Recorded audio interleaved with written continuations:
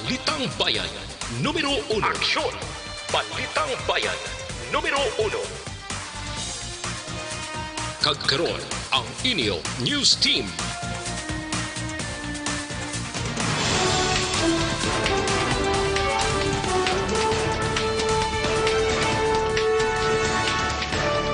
Sa ato nga panguna nga mga Pangulong dinalan sa mga balita lokal, positibo nga kaso sang COVID-19 sa Bacolod nagdangat na sa 7. Mga naglapas sa curfew sa syudad sang Sagay, ginbutang sa gym kaginpatubang sa Lungon. Sa balita nasyonal, driver sa ambulansya nga gindudahan may sakay nga COVID-19 patient pilason matapos ginlutang.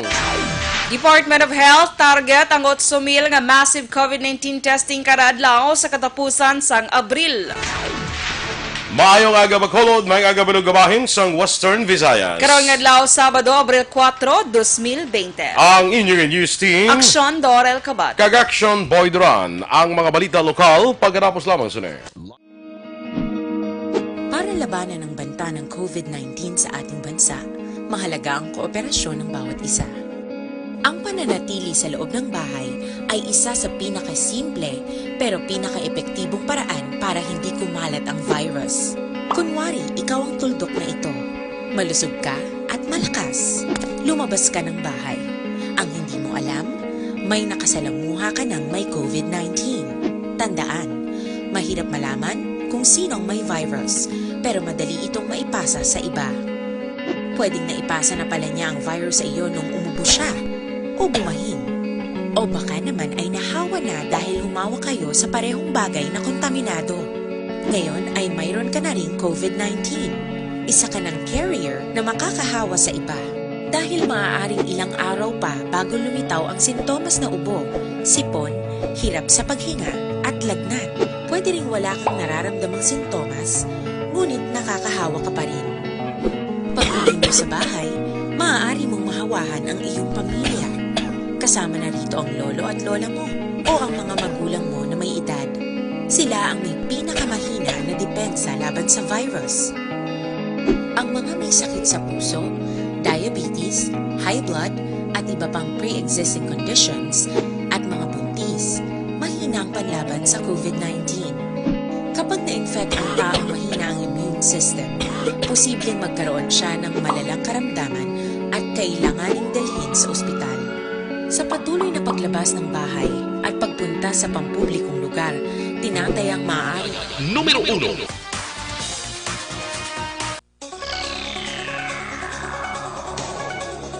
Aksyon Radio Philippine Standard Time, las 6:04. Sa detalye na sa aton mga balita lokal. Nadugangan sang isa ang COVID-19 case sa siyudad sang Bacolod.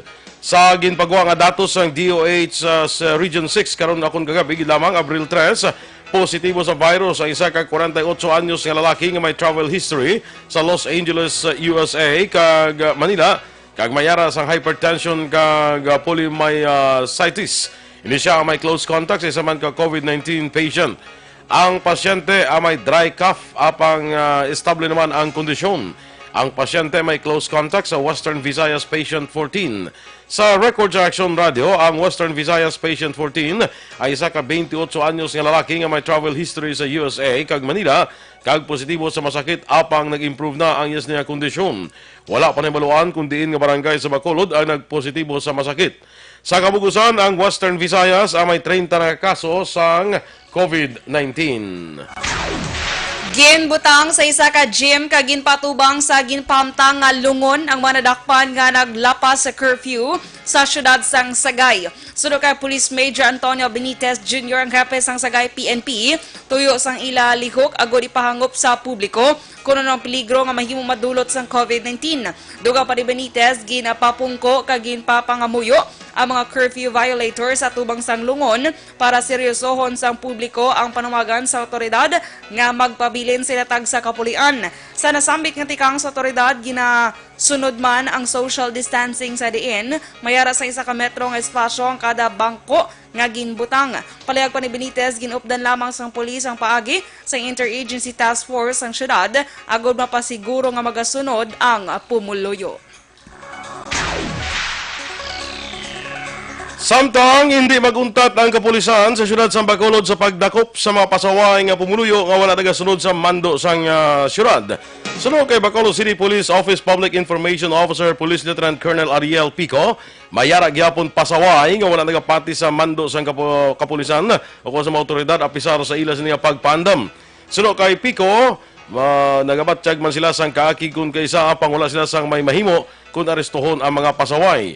Sundo nga pa ni Pico, hindi kung kaysa malikawan nga ginabuyayaw pa sila rason nga mapilitan sila sa pagpasaka sang kaso. Sa piyak sa kabudlayan sang kapulisan, magapadayon sila sa ilang serbisyo sa pumuluyong Bacolenios. Liwat nawagan si Pico sa pumuluyo nga magbinuligay agud malampuwasan ang ginatubang nga krisis sa bilog nga kalibutan.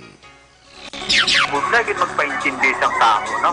Sa subong na actually kabudlay subong tani magbinasulay aksyon Eric, hindi subong simpo sa pagbinasulay.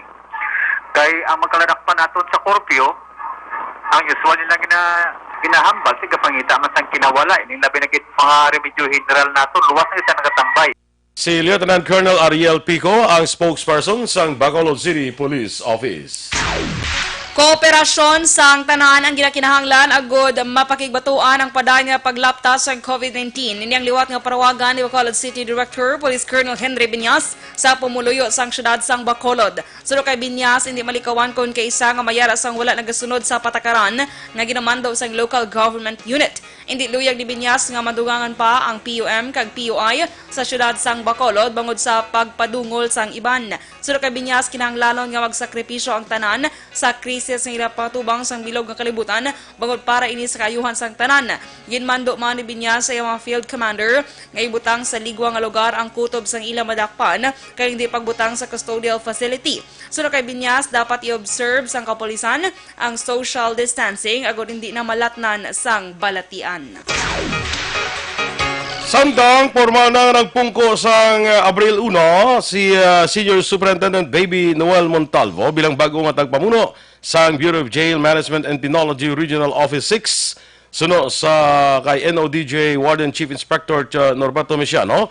Si Montalvo ang naghalin sa BJMP Central Office kay buslan sini si Chief Superintendent Arnel Gongona nga karon gin-assign bilang Regional Director sa BJMP Regional Office 3. Duha pa ni Mesiano, pagi sa teleconference, ginmanduan ni Montalvo ang tanan nga mga jail warden sa Bugos nga riyon nga hatagan sang prioridad ang seguridad sa tanan nga mga jail personnel kag mga persons deprived of liberty o kung PDLs.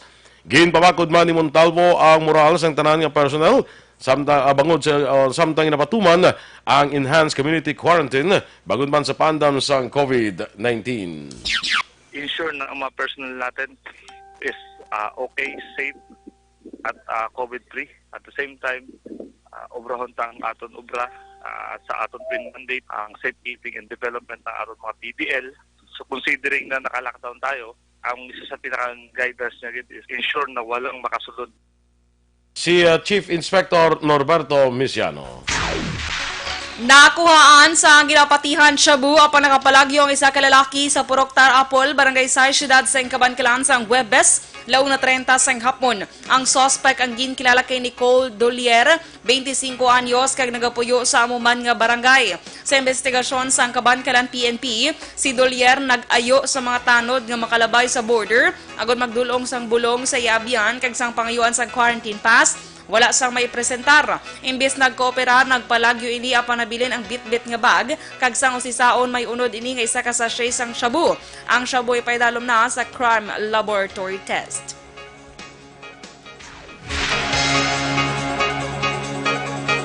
Preso naman ang isa ka lalaki sa madakpan sa bypass operation sa Purok Matripigon 1 sa may barangay Lag-asan, Siyudad sa Bago sa Huwebes, mga alas 4 ang takna sang hapon. Ginkilala ini nadakpan kay Wilbur Remigio, 47 anyos, kag pumuluyo sa amuman nga lugar. Sa pagpanguna ni Police Major John Joel Batos-Batusan, ang hepe sa Bago PNP, napasakaan na sang nabaklan ang suspitsado kag nakumpiskar ang balor 2,000 pesos nga ginapatian shabu, drug paraphernalia kag 100 pesos nga kwarta.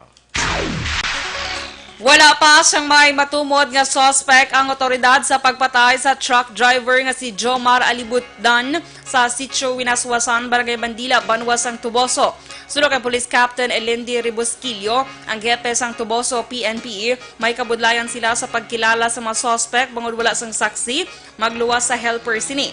Dugang pa ni Ribosquillo, isa ka motibo ang ilang ginatutukan among masami nga pagpanambag sa nga biktima kon may mga ginamo sa ilang lugar. Wala man sang record nga malain si alibutdan kag wala man sang pamakog sa kabuhi nga nabaton ang iya pamilya. Ang biktima ang aligar nga kon ginlambatan sang ginaligar 8 ka mga armado kag nakabunet nga tawo kag ginpatay samtang ginpapalagyo naman ang helper sa tung Huwebes sang aga.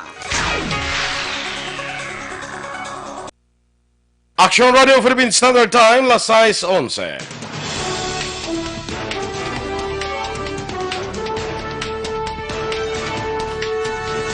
Driver sa ambulansya nga gindudahan may pasahero nga COVID-19 patient, pilason matapos ginlutang. Samtang DOH target ang 8,000 nga massive COVID-19 testing kada adlaw sa katapusan sang bulan sang Abril. Ang nagabahunan naton nga mga balita nasyonal sa pagbalik sang aksyon, Balitang Bayan, Numero 1. In these trying times, my most important task as your governor is to keep you safe and protected. At the start of the year, we saw it in the news, and the possibility of a pandemic was just unfolding. Yet, that time, the threat was not as real for the Negrenses as it is now. Never in recent history that borders and ports have been closed and community quarantine imposed. We are facing a novel virus, an unfamiliar disease. The virus is not under our control, but we can control our response. The proper coordination between the government and its citizens is the most effective tool in facing circumstances like this. We cannot judge the gravity of a crisis based on the fact that it has missed us and our close circles. The totality of our acts, that of the government and you, the citizens, will determine the future of Negros Occidental and the Negrenses. How will history judge us? Will we survive this crisis by cooperation, or will we succumb because of disobedience and distrust? The rules have been laid out. The least we can do is to follow. We are not sure how long are we going to be in this quandary, but be assured that your provincial government is doing everything under the given circumstances to ensure the security, welfare, and well-being of everyone. In situations Numero 1.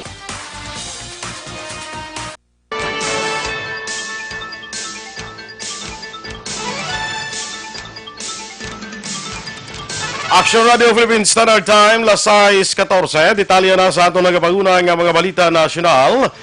Pilason kag posible hindi na makadrive ang isa ka ambulance driver sa Candelaria, Quezon matapos ginlutang sa isa ka lalaki nga nagduda nga sakay sa iya ambulansya ang isa ka COVID-19 patient.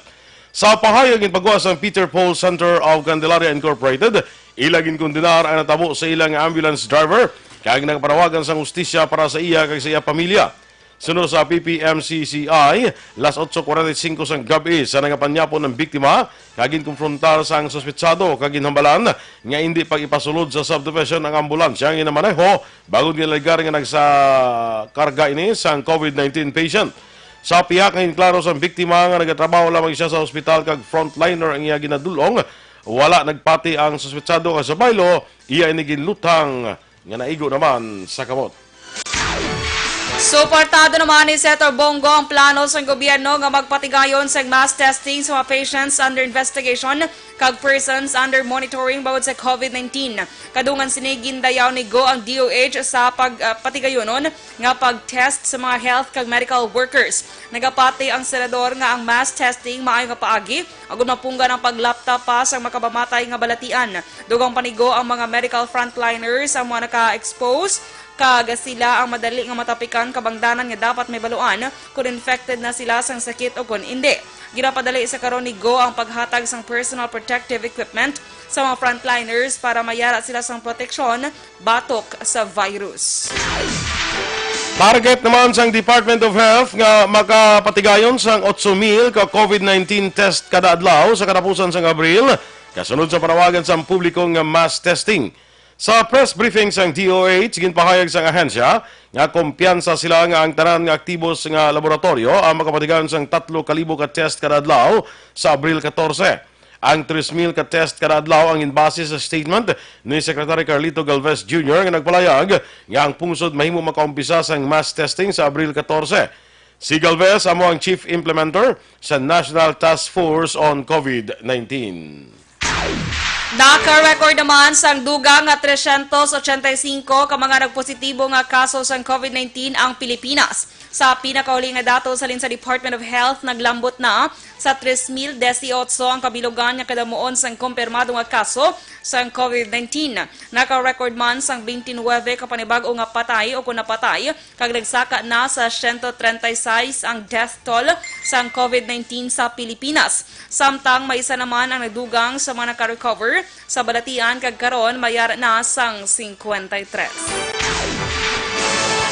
Ginaduso naman ni Albay Representative Edsa Lagman nga gamiton ang military hospital para sa pag-akomodar sa mga COVID-19 patients. Suno kay Lagman, bangod sa mas ginpalapad pa nga pagpatigayon sang testing, ginapaabot ang pagsaka sang kaso kabangdanan ng gobyerno dapat nga mag-akomodar sang pasyente nga nakakinanglan sang pasilidad. Doon pa ni Lagman nga dapat ang Department of Health ang mag-umpisa na sa pag-cooperate sa Department of National Defense kung paano magamit ang ospital. Sa paghangop ni Lagman, ang mga major military hospitals ang mayara sang 2,451 ka combined bed capacity. Nga ginalakipan sang V. Luna Medical Center nga may 1,200 ka bed capacity, Army General Hospital nga may 200 ka bed capacity, Air Force General Hospital nga may 100 bed capacity, Navy General Hospital and Cavite Naval Hospital nga may 185 kag Veterans Memorial Medical Center nga may 766 ka bed capacity. Ginpatag naman sa Malacanang ang shoot to kill order ni Presidente Rodrigo Duterte sa mga otoridad. Asunod kay spokesperson Salvador Panelo, hindi iligal ang pagpahayag ni Duterte sa nasambit nga mando matapos tibaluan sini nga nag-stage o kung nagplano sang protesta ang pila ka mga residente sang syudad sang Quezon nga nagapangayo sang food aid sa gobyerno. Madumduman, ginpandaman man sang presidente ang mga terorista nga grupo nga pagadakpon ang magatugas sang gamo kag prisohon tubtob nga matapos ang away kontra COVID-19. Parayag pa ni Panelo ang pagpahog sa mga nagalapas sa lahi kag kontra sang gobyerno hindi makabig nga krimen. Nagapati naman ang 3 ka senador nga hindi red tape kundi mga presidential wannabes ang nagapadugay sa distribusyon sa mga bulig sa pamilya ang apektado sa Luzon-wide lockdown.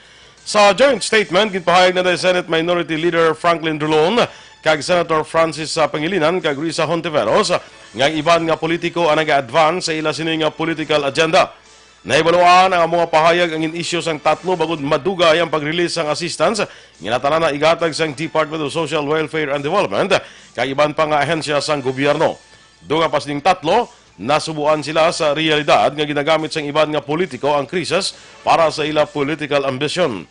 Panugyan pa sa mga mamalida nga mga private organizations, korporasyon kag institusyon ang hindi dapat magpagamit para sa political propaganda. Naglambot naman sa 466 sa mga Pinoy sa abroad nga nagpositibo sa COVID-19 samtang naglambot naman sa 21 na patay bangod sa mga virus. Sa report sa Department of Foreign Affairs sini nga Biyernes o kun kahapon Biyernes, ginpahayag nga yara sa America, Europe kag Middle East kag Africa ang nagdugang sa record sa mga nagkalamatay. 4 sa mga nagkalamatay gikan sa Amerika, 2 sa Europe kag isa nagdugang sa Middle East kag Africa. Samtang nadugangan naman sang 8 ang listahan sa mga naka-recover, rason nga naglambot na sa 129 ang nagmaayong pamatsyag samtang 316 naman ang nagapabilin sa hospital. Ginaistoryahan karon sa mga senador ang posible nga pagpalawig sang Luzon-wide Enhanced Community Quarantine. Sunod kay Senate Minority Leader Franklin Drilon, matapos ang review kag consultation, pabor siya nga palawigon tubtob sa Abril 30 ang ECQ. Sa pahayag ni Rilon, bago lang nila natanaw ang mga data sang symptoms post-quarantine, kaya nakita niya nga epektibo ang inapatuman nga lahi apang dako mabulig kung palawigon pa sang 2 ka semana. Apang sunod sa kay Rilon, kinahanglan nga ang food supply kang pagbiyahe sang essential goods and services ang siguruhon kung magalawig man ang ECQ. Palayag ni Rilon sa masunod nga bulan, posible na magbukas ang pila ka mga establishmento kag balik na ang mga transport modes agud amat-amat nga maka-income ang mga tao. Samtang ginsuwestyon naman ni Rilon nga mga retail kag consumer services ang magabukas sa bulan sang Hunyo. Ginklaro naman ni Lieutenant General Guillermo Eleazar nga hindi pag-arestohon ang mga nagalapas ang mandatory wearing of face mask sa baylo sa wayon lang ang mga ini, papaulion o kung hindi pagpalabayon sa mga checkpoints. Madumduman ginanunsyo ni Cabinet Secretary Carlo Nograles, spokesperson sa Interagency Task Force for the Management of Emerging Infectious Diseases, nga ang mandatory wearing sang nga sahi sang face mask sa pampubliko nga lugar samtang nagapadayon ang enhanced community quarantine. Samtang sunod kay Lazar, pwede magpasar sang local ordinance ang mga local government units angot sa pag-aresto sa mga violators kag magpatuman sa nagakaigo nga penalidad. Naglambot naman sa 77,778 ka mga violators ang ginpatuman ng Enhanced Community Quarantine ang na-record sa Philippine National Police. Sunod kay PNP Deputy Chief for Operations Police Lieutenant General Guillermo Eleazar, 42,729 ang naghalin sa Luzon, 15,272 sa Visayas, kag 19,775 sa Mindanao. Wala labot sa Luzon, may pila ka probinsya sa Visayas kag Mindanao ang nagpatuman naman sa quarantine bangod sa pamahog dala sa COVID-19.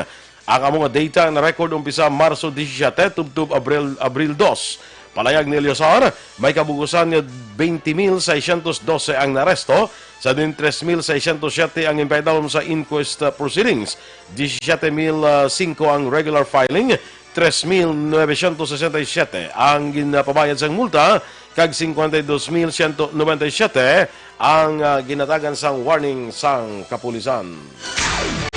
Kag sa katapusan nga balita national, ginpakamalaot ang post sa Facebook page ni OWA Deputy Administrator Mocha Uson. Ini matapos mag-post si Uson angot sa 15,000 ka mga sets ng personal protective equipment sa PPEs nga ginbakal sa Department of Health. Sa mga post ang ginattach nga litrato ni Uson ang naghalin sa FB page sang SM Foundation Kabangdanan nga ginpakamalaot sa mga netizen. Ginilisa ng litrato kag nagpaayot na sang pasaylo si Mocha kag ginpaathag nga iya nakuha ang litrato sa website sang Philippine Star.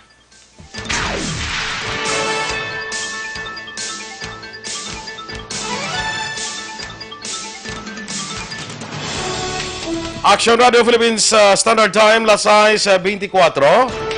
Sa mga nagapamangkot, gilid na parte, bala sa ining social amelioration assistance. Card. Muna bala, kundi may mga requirement ina. Basi ang nagapamangkot, bala kay kadamo sa nagapamangkot din sa aton nga Facebook page. Karon guro sa kay Action Art, mga sa alas 8, basi mabisita ang manginbisita o interview ang regional director bala sang DSWD, no? Para magpatag nano ningidla ining social amelioration card, ining 6,000 pesos nga cash assistance bala sang gobyerno.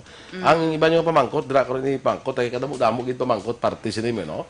So si Miss May Castillo, no, sa DSWD region siya. Nasa region, no, para magdugang sa magpatag sa pila ninyo ka mga pamangkot. Okay? So inyong ipamatian mga ka-aksyon ang atong mga balita diri sa Aksyon, Balitang Bayan, Numero 1. Standby na sa Aksyon Report, second portion, upod ka-aksyon, Fred Salanga. Balikay kita sa Aksyon Balita, Morning Edition, upod yapon sa inyo News Team. Aksyon, Dorel, Cabatu. Kag-aksyon, Boy Duran, una sa balita, una sa aksyon, sa Bacolod Aksyon Radio.